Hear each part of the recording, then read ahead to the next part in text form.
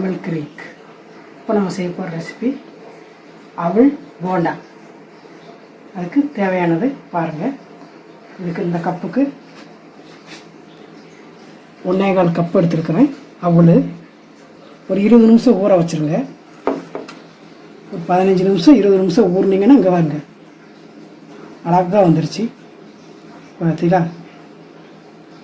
1.25 கப்புக்கு இது ஒரு 1/4 கப்புக்கு 1 ஸ்பூன், சின்ன ஸ்பூன் 1 ஸ்பூன், 1/4 கப்பு பாருங்கள். சரி, இப்போ அது என்ன பண்ணலாம் பார்க்கலாம்.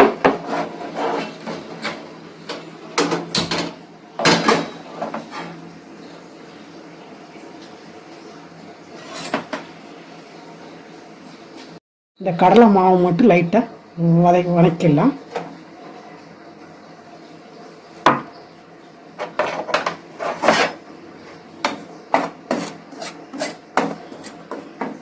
தீயை கம்மி பண்ணி வச்சுக்கோங்க.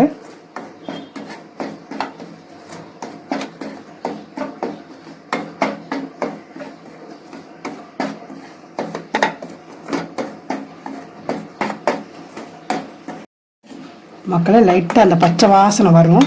அந்த பச்சை வாசனை போயாச்சுன்னு போதும். ஏன்னா அரிசி ஆல்ரெடி நமக்கு ரெடியான அரிசி தான்.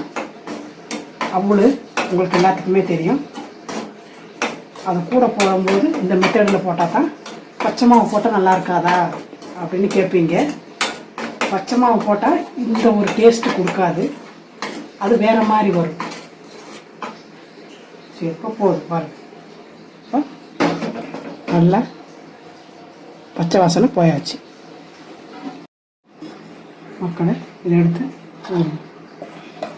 உங்களுக்கு வசதிக்கு ஏற்ற மாதிரி குண்டாலாம் போட்டுக்கோங்க.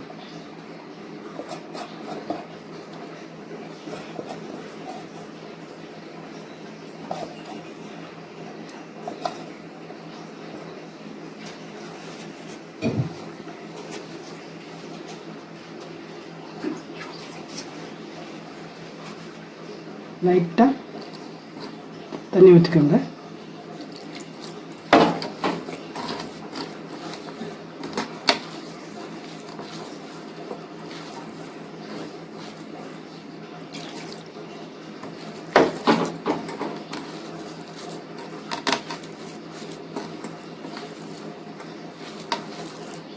கொஞ்சம் ஆயில் ஊற்றிக்கோங்க.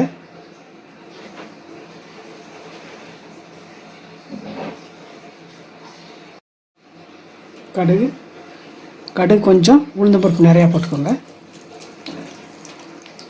1 ஸ்பூன் உளுந்தம்பருப்பு.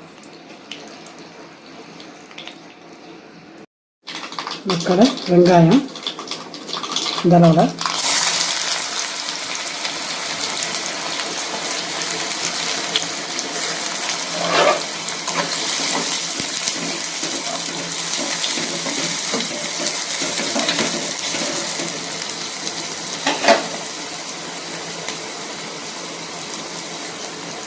ரெண்டு பச்சை மிளகா மக்களை, 2 பச்சை மிளகா.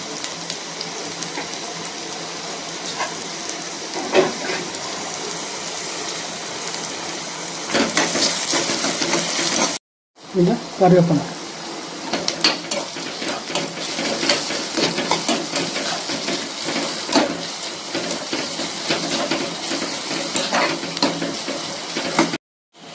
மக்களை 1/4 ஸ்பூன் இஞ்சி பூண்டு பேஸ்ட்.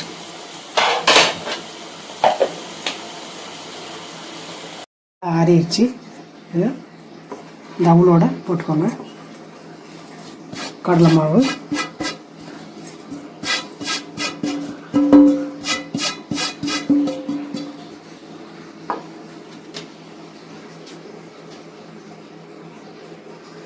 அடுத்து வெங்காயம் இதெல்லாம் வணக்கணும் பாருங்கள், அது போட்டுக்கோங்க.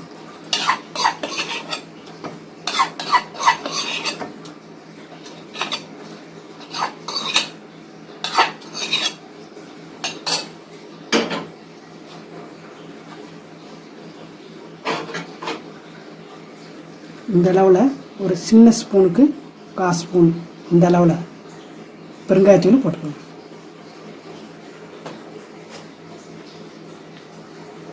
தேவையான உப்பு மக்களே.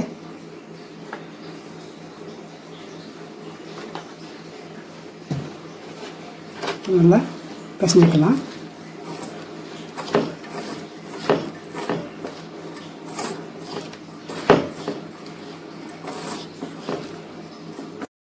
மக்களே, புதினா தழை, கொத்தமல்லி தழை,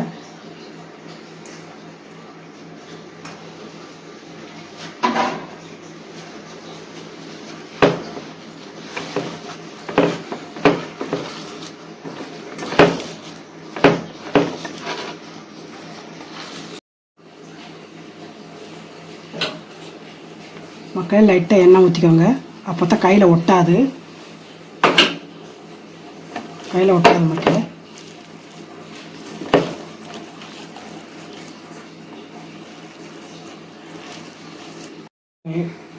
கையில் எண்ணெய் தடவிக்கோங்க.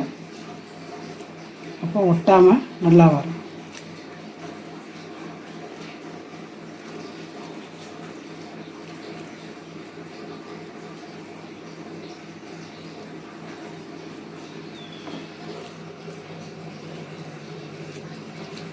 சூப்பர் டேஸ்ட்டாக இருக்கும்.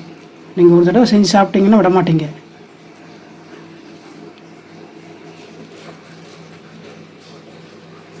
நம்ம எல்லாமே கரெக்டாக நீங்கள் தண்ணி ஊற்றிங்கினீங்கன்னா நமக்கு நீங்கள் கரெக்டாக தண்ணி ஊற்றி அவளுக்கு பிசைஞ்சிங்கன்னா இந்த பதம் வந்து நமக்கு அழகாக கிடைக்கும். இல்லைன்னா தண்ணியாக ஆகிடும், குளன்னு ஆகிடும். நீங்கள் இதுதான் கரெக்டான பதம். பார்த்தீங்களா, வருது பாருங்க. வருதா? நல்லா வருதா? அந்த போண்டாங்கிற பேருக்கு அழகாக வருது பாருங்க.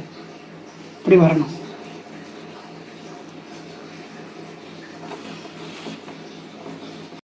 செஞ்சுக்கோங்க. உருண்டையை இந்த அளவு செஞ்சுக்கோங்க.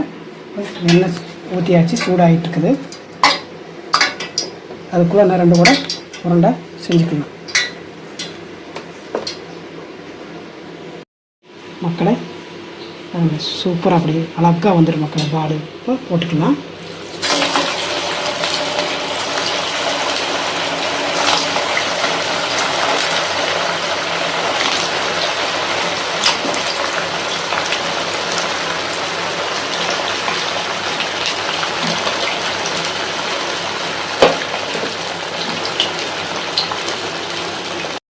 சூப்பராக ரெடியாக வருங்க. திருப்பி போட்டுக்கோங்க. சூப்பராக இருக்கும் இந்த பால் போண்டா.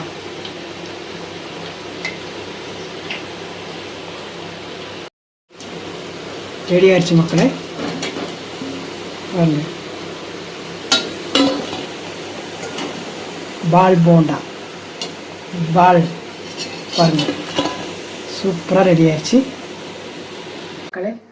அவ்வளோ வச்சு எப்படி போண்டா செய்யலான்னு பார்த்தோம். பால் போண்டா எப்படி செய்யலான்னு பார்த்தோம் மக்களே. எல்லோரும் ட்ரை பண்ணுங்கள். புதுசாக இருக்கும், நல்லா சூப்பராக இருக்கும். மெதுவாக மொறுன்னு இருக்கும். நம்ம சேனலை மறக்காதீங்க, தமிழ் கிரீக். அடுத்து இன்னொரு புது வீடியோவில் சந்திக்கலாம். நன்றி, பாய்.